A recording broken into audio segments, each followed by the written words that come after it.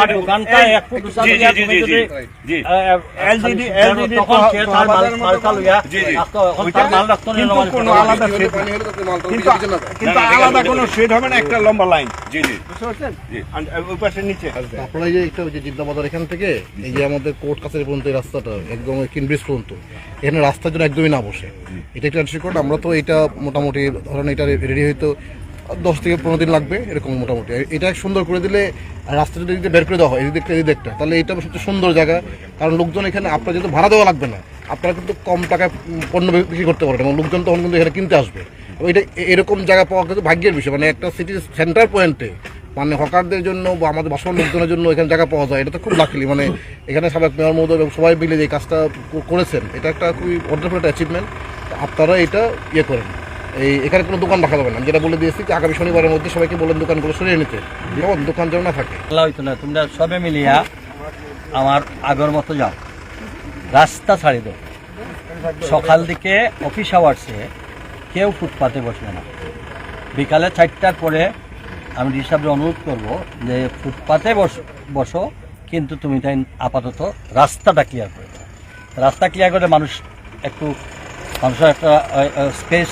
তোমরা তো ফুটপাতও নেও, রাস্তার অর্ধেক নেও, তাহলে মানুষ পুরো আপাতত তুমি তাই। আর যেহেতু এখানে যখন এখন হয়তো কইবাই আমরা এনে গিয়ে কই বইতাম, আমাদের এইটার কমপ্লিট হওয়ার পর্যন্ত তুমি তাই বিকালে একটু স্যার দাঁড়াও। আমাদের নাম ছিল হকার মাঠ, কিন্তু দুর্ভাগ্য হইল এখানে একটা চক্র মিলে হকারদের ভাগ্যে এটা জুটে। এরপরে দেখা যায় হকার কার্ড বানায় আমার সম্পত্তি আপনি বিক্রি করে দিচ্ছেন।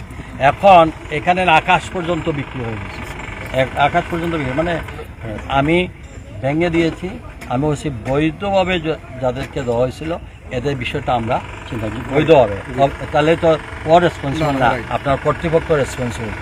এর সংখ্যা অত্যন্ত নগণ্য, কিন্তু বাকি যারা আছে এরপরে এটা ঝুঁকিপূর্ণ। তারপরেও হকারদের জন্য আমি ফাইট করল যে হকাররা জন্য হকারের নামে মার্কেট, আর হকারদের ভাগ্যে জুটে না। এর জন্য হকাররাও যাতে সুন্দরভাবে এখানে বসতে পারে, এইটা ব্যবস্থা যেটা বললেন এক করে দেন। তারপরে যদি বসে না, তারপরে মানে আমার মনে হয় তাদের বক্তব্য কিছু থাকবে না। তারপরে এদেরকে তো আমাদের জন্য সব হকার সমান, কোনো আমরা এখানে ফ্রি উন্মুক্ত জায়গা ছাড়া কিছুতে যাব না। আর একটা জিনিস করতে হবেন, কাপড়ের জায়গায় কাপড়, কাঁচা বাজারের জায়গায় কাঁচা বাজার, ব্লক করে দিব যে এই জায়গাটা ফলমূল বসবে, তখন তারা সিস্টেমেটিক ওয়েতে করবে। ব্লক স্ক্যান করে দিলাম যে এটা হচ্ছে